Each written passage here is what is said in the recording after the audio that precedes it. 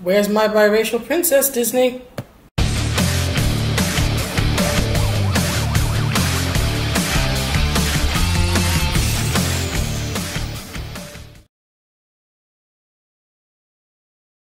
Hello everyone, this is Gene from NYC again, and I'm back with another video.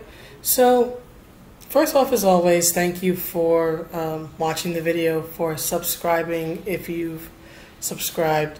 I hope that you continue to enjoy the content. My subscriptions are slowly but steadily climbing, and it's all thanks to you guys. So whether you leave a comment, whether you leave a like, whether you simply watch, thank you so much for giving me a little bit of your time, usually around 30 minutes or more, to hear me out and hear what I have to say. So again, thank you so much. So today's video is going to touch upon a few themes that I've been covering recently, but I'm going to try to make it a little bit different. I don't want to rehash, but I do want to explore a certain idea from a different viewpoint. So I've made a lot of videos recently about the race flipping of certain characters, such as Ariel from The Little Mermaid, and such as Black Canary from DC, in particular for the new Birds of Prey movie. And of course, I've done videos about my concerns and my complaints about forcing diversity and whatnot, and all these changes, these arbitrary changes being made to these characters. But I wanted to look at it from a different perspective, right? Which is, I guess I want to ask the question of, what is representation? What does that mean? Because it seems that my idea or my understanding of representation and media's understanding, and I guess the woke and their understanding of representation, is two vastly different things.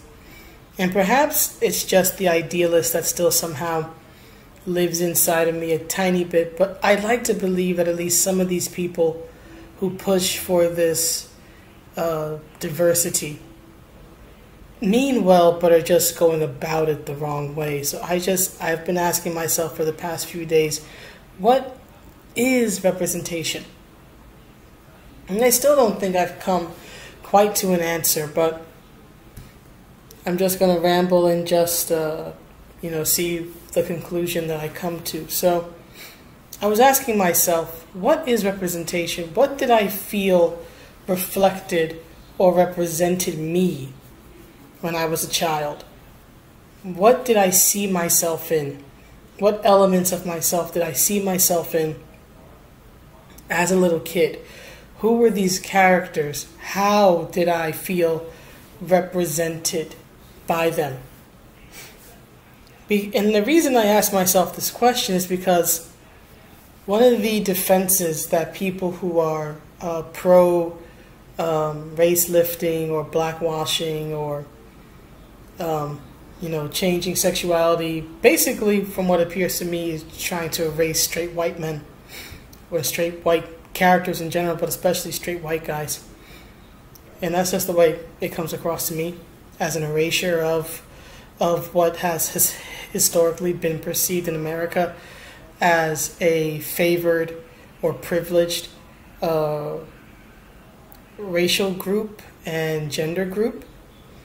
But anyway, going back to the topic, one of the main defenses or explanations that those who support these type of changes, like to Black Canary and to Ariel and to the character of Bobby Drake in the comics and many other examples, is that it helps diversity. It in particular helps representation. One of the examples they'll give is, oh, my daughter or my child will see themselves in this character now, because now the character looks like them.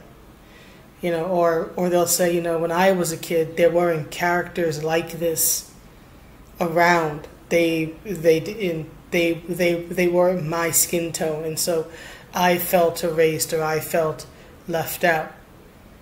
So I decided to look back at my own childhood, and I asked myself, what characters did I come across in all the media that I took in when I was a kid? Who did I feel best represented me? Who did I see myself in? And was it because of their physical appearance? And the conclusion I've come to is that of all the characters that I ever saw myself in, there was only one who somewhat looked like me. And even in that, it wasn't that the character looked like me, it was more that we shared a city of origin and an ethnic background. But we don't physically look alike. What I noticed is that in the characters that I liked, that I related to in some way, that I felt represented by, or that I saw myself in, what I saw in them, and what was sort of reflected back at me, was either parts of my personality or my interest, or ideals that I wish I had, or what I wanted to be. So, for example, right, I will give you an example of a character that I didn't relate to and one that I very much did. Right, take Ariel from The Little Mermaid. The Little Mermaid came out in 1989, so I would have been about 4 years old at the time it came out. I never related to Ariel. I still don't relate to Ariel. Of the Disney Renaissance female characters, she's probably the one I sincerely dislike. Although being older now and having lived a little, I certainly do feel a bit of sympathy toward her now. I understand her motives a bit better. But what turned me off to her as a character when I was a child, and what still turns me off to her as a character, is her naivete. I could not wrap my brain around how, at least as a child, I can understand it a little bit more as an adult. But certainly as a kid, I could not wrap my little 4-year-old brain around why she would listen to Ursula. I couldn't wrap my head around why she would listen to the obviously evil octopus lady. And that's what turned me off to her. I firmly believe that if we could somehow, go back to 1989 and make the original design brown-skinned and release it that way, so that that's the design that everybody is familiar with and grows up with, I think that I would still dislike Ariel, because her personality wouldn't change. Her personality doesn't all of a sudden change because she's brown-skinned. I didn't look at her and see myself physically, and looking back on it, again, being 4 years old and not understanding any of these, social topics, I don't think I would have looked at her and saw somebody who was like me. I would have looked at her and just seen a teenage fish girl that I honestly could not relate to. Because, again, of her personality. There was nothing about Ariel, and I want to be clear, I'm not saying Ariel's a bad character. I'm just explaining why I never quite took to her. I never took to her because the things she was interested in, like, collecting forks and all this other stuff, I wasn't into. I was 4 years old. I was playing Super Mario Brothers. Right? I was playing the Super Mario 3-pack. There wasn't a video game in the ocean, you know what I mean? She had a crush on a boy. Again, I was 4 years old. I had no idea what crushes on boys was about. I used to turn my head at kiss scenes in movies because it just grossed me out. I had no idea what that experience was. I wouldn't learn, or first, I would not experience that until I turned about 9 years old. Then I saw this guy, and I developed my eternal crush on long-haired blonde men. But that's a story for another day. But he definitely set my ideal standard for men. But anyhow, right, at 4 years old, I didn't understand any of that. That wasn't what I was thinking about. You know, boys to me at 4 years old were these odd creatures that I went to school with and that I played sports with. And then at home, right, I was 4, so my brother would have been about a year old at the time, right?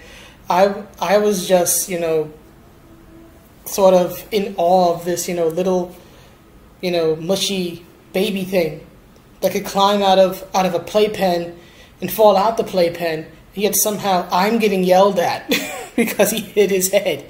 That's what boys were to me at 4 years old, right?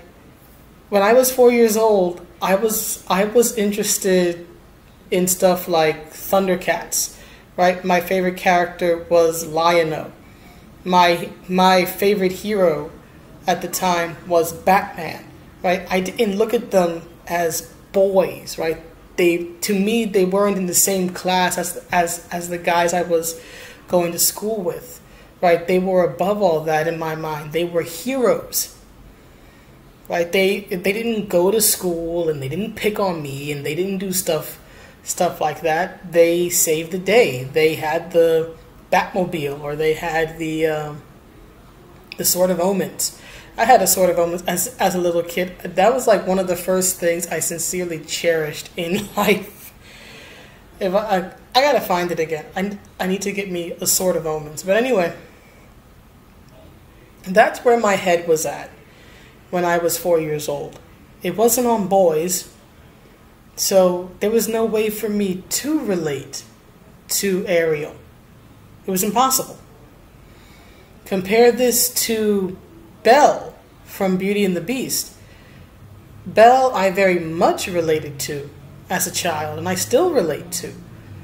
And I related to Belle because I understood, even at that young age, sadly, I understood what it was to be an outcast.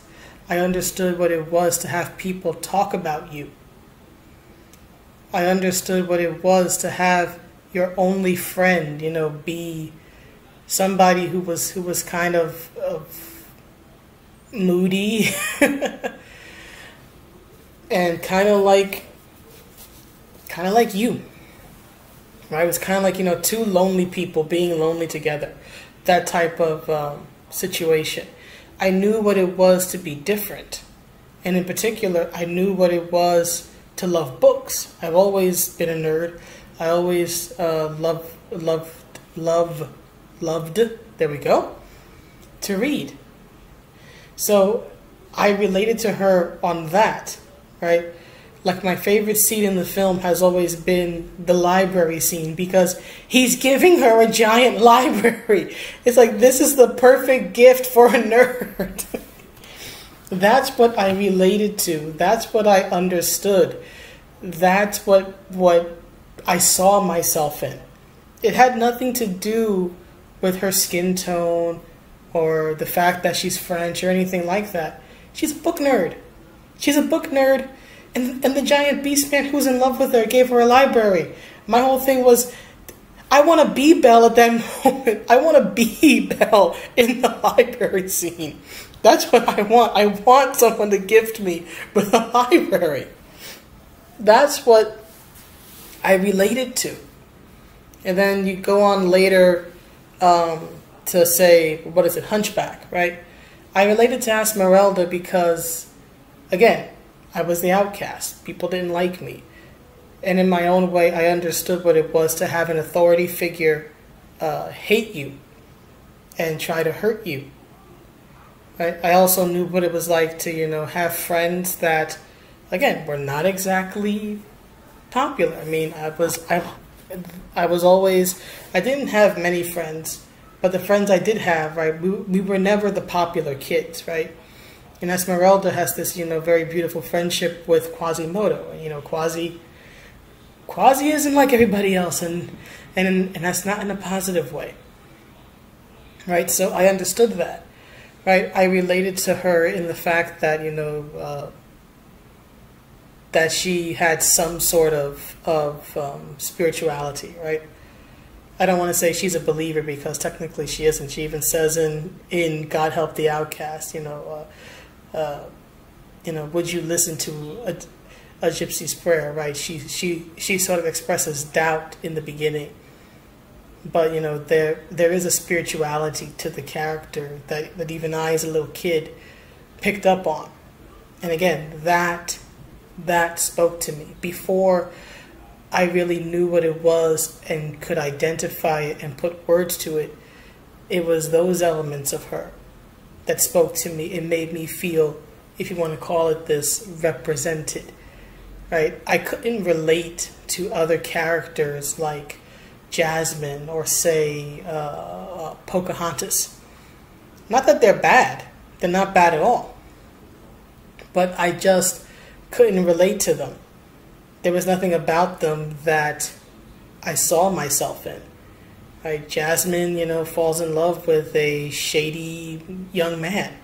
I even as a little kid, I was like, girl, you have terrible taste in men.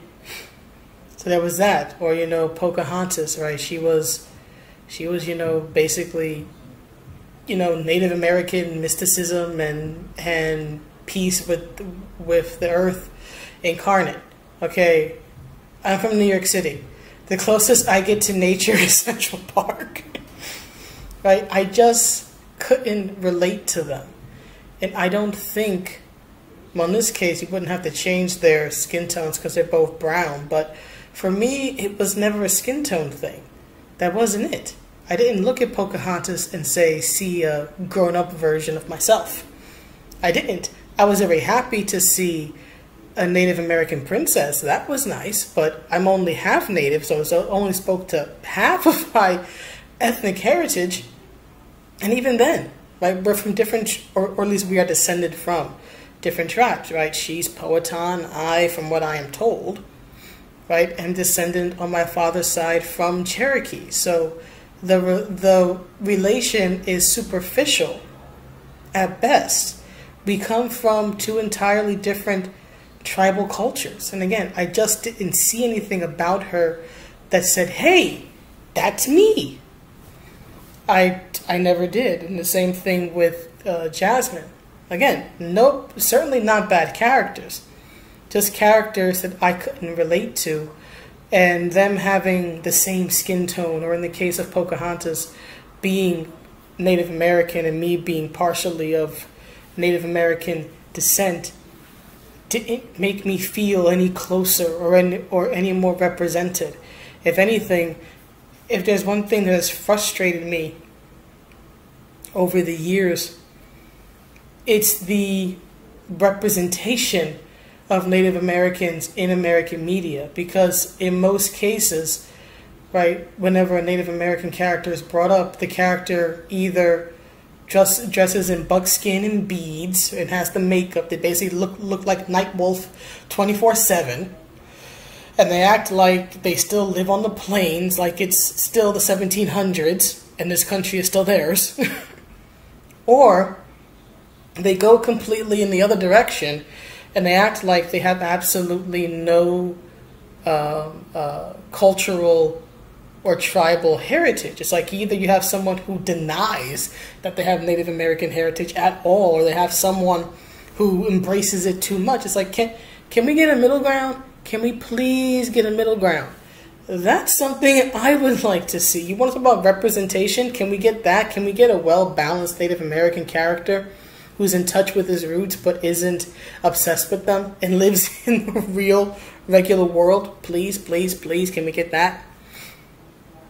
But anyway, right, so outside of stuff like that, again, I never felt any special connection to Pocahontas. The only character that I can think of, aside from, how do I put it? The only female character I can think of that I truly felt I kind of saw myself in, right, a lot, was probably the character of Elisa Maza from Gargoyles. If you haven't seen Gargoyles, go watch Gargoyles. Stop this video and go watch Gargoyles. Seasons 1 and 2 are awesome. Season 3, it wasn't terrible, but it wasn't Gargoyles. But anyway, if you're not familiar with the show, Elisa is the lead female of the show. She's a New York City police officer who happens to be half black and half Native American. I am from New York City and half black, half Native American. So yeah, there's about the only character I've ever come across that I ever felt was like me in that sense. You know, someone who was both my ethnic background and from my city, although we come from different parts of the city. But even in those things, again, you know, we are descended from different tribes. Again, she, I think on her father's side, is Hopi. I'm Cherokee. Her mother is, well, I think her mother is it's not Norwegian, definitely. Is not Norwegian. Jesus, it's some African country with an N. Why can't I think? I can see the episode in my brain. I can see it. I just cannot remember. What did she say? It's not Norwegian. It's not Nicaraguan. Oh, fudge. Why can't I remember it? 1 second. Nigerian. That's what I was reaching for. Nigerian, right? No one in my family, at least no one I've spoken to, knows if we have any roots in the motherland, and even if we do, we don't know where.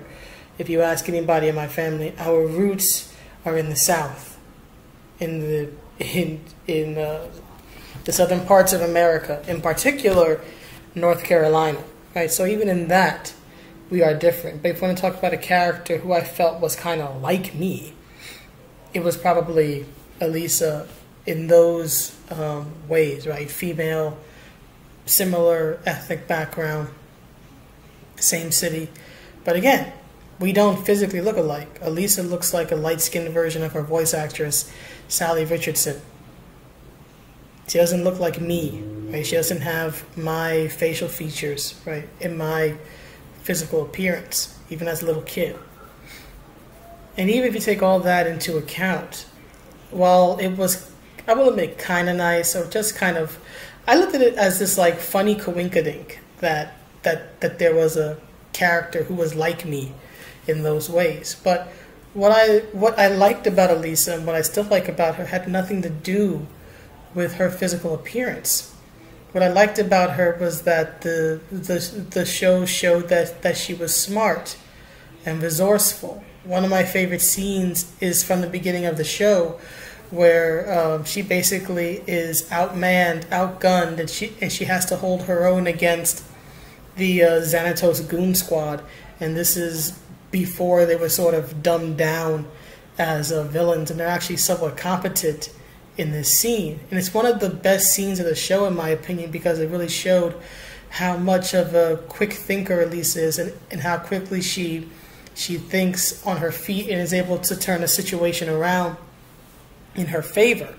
That's what I liked about her. What I liked about her, or what I saw in her, right, that I could relate to, was her relationship with her family, right? I understood her relationship with her brother because it mirrored a lot of my relationship with my brother, right? She's kind of a, a bossy older sister. Well, that was me. That's still me in some respects.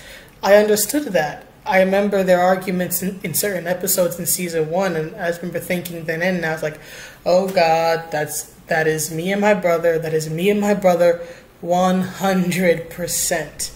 I probably understand it even better now, because now as an adult I understand what it's like to relate as an older sister to an adult younger brother, right?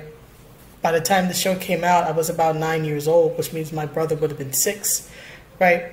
I couldn't understand the issues as well because we were kids and they were adults. Now that I'm an adult, I understand it better, right? So there's that.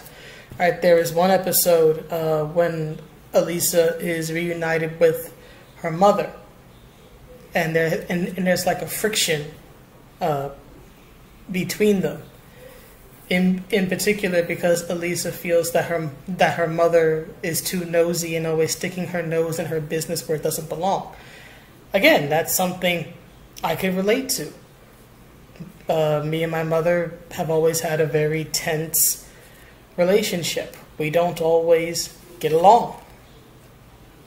So that, again, was something, even as a little kid, I could understand. And being older, I understand it a lot more than I ever wanted to be honest. But, again, that's what I related to, her relationship with her family. Those were the parts where I saw elements of my own life reflected back at me. And again, those elements had nothing to do with her skin color, right? That was inconsequential, right? She could have been white. She could have been Hispanic. She could have been Asian. And so long as those family dynamics were the same, and so long as her personality was the same, I still would have related to her. Because for me, at least, it was never about the color of their skin. It was about their personality. It was about their interactions. As I've said before, you know, Wolverine is my favorite comic book character ever. It's not because of his skin tone. It's because of the fact that I see my anger and my angst and my pain in him. I see it reflected in its own way. Not to say that I've been through the things he's been through. Thank goodness, no. But again, there are elements to him I can relate to. There are elements about him that I find admirable, like his sense of honor, his love of Japan, right? We certainly have that in common, right? He found the strength to stand up to his bully when he stood up to Sabretooth. I didn't find that strength when I was a kid, but it comforted me to see someone who could find that strength, who could do something that I could not do. Even if that person wasn't real, having that, seeing that it could be done, meant a lot to me. Even though ultimately, sadly, I really wouldn't develop that, I really wouldn't find my voice, I guess you could say, until I was in college. But I did have a bit of an angry, rebellious period when I was in high school. So I guess I found my voice a little bit then, and then I sort of found it in full when I was when I was a young adult in college. But throughout my childhood, you know, I just didn't have that strength. I wanted to, I just couldn't do it for a variety of reasons. But anyway, back to my point. Seeing him do that, you know, made me admire him because, again, he possessed something that I wanted to have, and he reflected something that I wanted to be. When you take characters like She-Hulk and Shiva from the Mortal Kombat games, they were what I wanted to be. They were strong. They were physically strong and imposing and different. And they embraced that, and they owned it, and they used it to their advantage. They weren't ashamed of it. I was bigger than everybody else, but I couldn't embrace it the way they did. I was made to feel ashamed of it. And I would feel ashamed of it in some fashion for most of my life, most of my young life, I should say. Again, not really being comfortable with myself or finding my voice until I was probably in college, which was very difficult then too. But again, I guess I just grown up enough to sort of learn to fight for myself and fight my own battles and not let anybody define me anymore. But still, seeing these characters, again, that were nothing like me, right? She was not even human. But seeing these characters who embodied qualities that I admired, that I wanted to possess, that spoke to me. That's why I'm still a fan of these characters to this day. And it's part of the reason why, you know, I am so passionate about their being depicted properly, Jason Aaron. But anyway, you know, those everyone that I've listed in this terribly long and rambly video are characters that I either saw myself in or that possessed qualities in one way or another that I admired. And many of them were both. They were both admirable because they had qualities that I didn't have, and they were relatable because they had personality traits or dynamics in their life or in their family that I could relate to. But if there's one thing I can certainly understand, or rather I should say one thing that is constant, was the fact that my feeling represented or seeing myself in them had nothing at all to do with the color of their skin or their gender. Again, the character who was closest to me in that is Elisa. And again, the reasons I liked her so much as a character and still like her so much as a character have nothing to do with any of that. Now again, I'm not saying that, you know, every character in media should be a stereotype, as has happened to the depiction of Native Americans. And if you want to talk about, you know, creating more nuanced and diverse characters who are not stereotypes, right? I'm all for that. I'm all for that for Native American characters, and I'm all for that for any other type of you know, group. You know, not allowing stereotypes, right? Not boiling people down to a few traits and acting as if, you know, all people in this group, you know, act the same when they don't. So if you want to talk about representation in that fashion, right, showing different types of women or African Americans or Native Americans or whatever other group you want to talk about, I'm all for that. But I really, at least for me, I really cannot understand and I cannot get behind this argument, this defense of these arbitrary changes made to these traditionally white characters, when people say, oh, well, you know, this change is good because, you know, my son or my daughter will be able to see themselves in this character. Or, oh, you know, I wish I could have seen myself in this character when I was a child. If seeing yourself in a character boils down to their physical appearance, and again, not to say that physical appearance isn't important, it's very important, especially for a visual narrative. The physical appearance needs to be eye-catching, at the very least. But if you're relating to a character or liking a character is wholly dependent on whether or not this person has the same skin as you or has the same gender or is from the same city, I think you need to check yourself, right? And I say that with all respect. I think you really need to ask yourself, maybe it's you that's shallow and needs to open your mind. Right? Because if that's all you can relate to a person, real or imagined, on is being part of the same or similar group, you need to grow up some and live a little. But anyway, that's the video. Those are my thoughts on representation. Long story short, I don't really understand it. And again, the representation that I found when I was a child had nothing to do with the color of a character's skin and had everything to do with the content of their character, right? I think I'm starting to sound like Martin Luther King a little bit here. But anyway, that's the video. Let me know what you think, and I will see you in the next one.